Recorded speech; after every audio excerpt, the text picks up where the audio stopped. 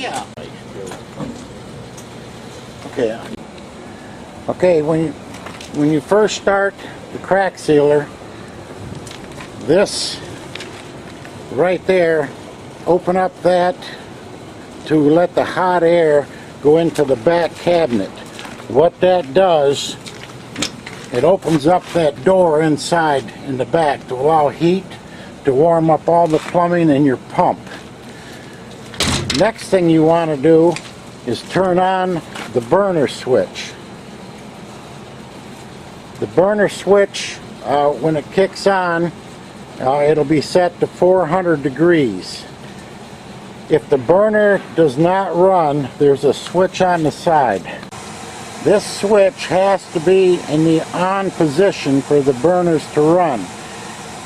If the switch is off, your burners will still light up, or your indicator light on your temperatures will still light up, but the burners will not kick on. So you throw your burner switch and then make sure that that switch is on. When you turn your burner switch on, you'll hear the burners kick on. They're set for 400 degrees. Wait till it climbs up to 400 degrees. What will happen if the oil or material gets the temperature?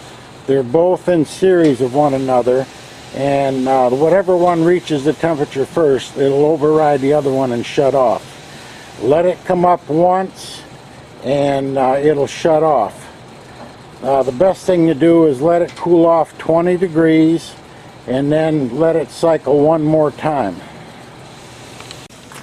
At that time, after it shuts off once or twice, look inside the cabinet of the access door where you put the blocks in.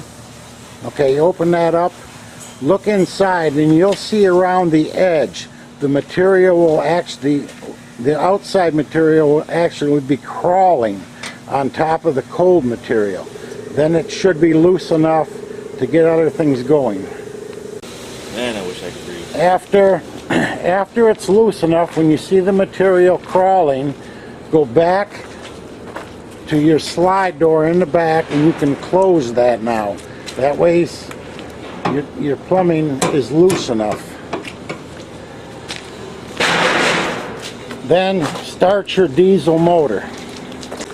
Alright, when you go to start the diesel, turn the key on. A series of lights will come on, and then you'll have three lights that'll, two lights actually will stay on, your battery and your oil. Then you start it up. Okay? We're just going to shut it off here so the noise don't take over. At that point, you start your diesel up, and then on the bottom switch, there's a run idle switch. You hit that, there's an idle and a run. Then you want to start your motor up so your hydraulics will work. Then you turn your hose on? After that, once your diesel's starting, then you come back here and you start your safety switch. Your safety switch has to be on for your hydraulics to work. After the safety switch is on, you turn your agitator on, forward or reverse, it doesn't matter. But you want to kick that on to get your agitator moving. You want to make sure that the top door is closed where you put the blocks in.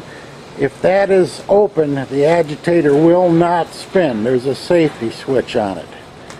So after you get the agitator running, make sure your door is closed and let your agitator run for a while. That'll mix up your material. After the temperature, after you get your agitator running for a little bit and you see your temperature, your oil will probably be the highest. That'll probably be around 400, 380, 400. The material you want at least about 325. Then you want to start your pump. You turn your pump in a forward position and open up your valve. Your main valve on the bottom, which is the bottom one right there, it says material valve. Open that up and start your pump. That'll let the material recirculate back to tank. At that time you want to start your heating of your hose. That's a 110 switch. That'll get your hose going, and your light will indicate right there. It is set for 390. The hose runs at 390 and drops 10 degrees, and it'll kick back on and stay at 390. Drop to 380, go to 390. Drop to 380, go to 390. If for some reason that does not light up, you have to hit your exciter button. Your exciter button is right next to your run idle switch. What you want to do is idle your motor down for a second, hit that exciter button, and that'll turn on your 110. It doesn't happen all the time, but if for some reason, if it doesn't have any power to it, just hit that button, it excites it, and then you'll have your 110 going to your hose. Right there is your hose temperature. You'll see on the top, that'll be your temperature of what the hose is actually at. The bottom one is what it is set for. So your bottom will always probably show 390. Your top is what it's at. You want to wait till that hose gets good and warm and go up to 390. Now when it's time to go to hose, you have two valves to move. The first valve, the material valve on the bottom, right there, stays open at all times. The next one you're going to open is this one here, where it says recirculate the tank or hose. You're going to open that up all the way. Then, after that, you're going to slowly turn this screw-in valve till you'll hear the pump start to chatter or make noise. Then stop. Then that'll divert the tack from going to the tank, and then it'll start going to hose. But you don't want to put a lot of pressure on it. You want to give it time to go through the hose. So after you open up the hose valve, slowly turn in the screw valve until material comes out the end. That's how you set your pressure too.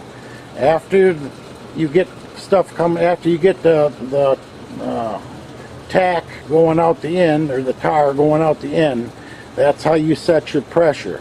When you first start out, your material will be somewhat sticky, so you're going to turn the valve in a little bit more to give you pressure. As the day goes on and the material comes up to temperature and everything's running at the temperature it should be, you may have to back that off because it'll come out too fast for you. Just back it off just a little bit, and then you just set that, and then you're good for the day. There is a button on the end of the wand here, right here. This has to be pressed. If that button is not pressed, the pump will not spin. On this unit here, there is an air compressor. All you do on this unit is turn the air compressor switch on, and it's all automatic. You just turn it on and it'll rev up for pressure and then cool down. I think it goes up to like 100, and then it may go down a little bit, but it's fully automatic. You just turn the switch on and leave it. Reiterating, when you first start your air compressor, open this valve up here, and that'll take any head pressure off. Start your pump up, and then come over and shut this off.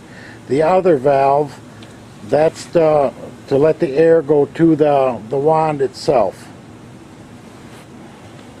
Here at the bottom of the hydraulic tank, that should remain open. That has to remain open all the time. If it isn't, it'll let you know. That thing will chatter like crazy, and so make sure that that is on at all times. When you run the air, the air slash torch, there is a knob right here. You turn that on to set your regulation of your gas. After you get a flame going, you turn this other knob, this one here, that'll set your air. So as you're using it, you can use this thing as a torch slash air mixture. It'll clean out the holes a little bit and then plus burn off any weeds. If you want just air to really blow out cracks, shut your gas off and this bottom valve here, open that up and that'll run right off the air compressor and just blow air to blow the cracks out. Okay, shutdown procedure. What you do, you turn off your burners.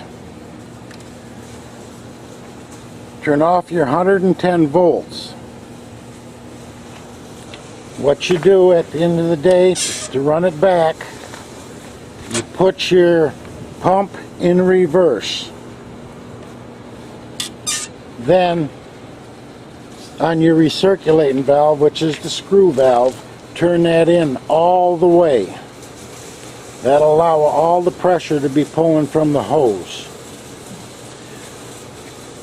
Once this one here gets down to 200 degrees or less, then what you do,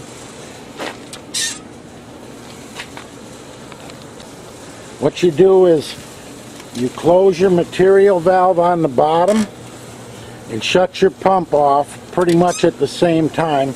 That'll not leave any material in the pump. And then just reverse your top ones. You just open this back up. And then on the other one, you just close that. And then you're good for the startup the next day. 8 miles.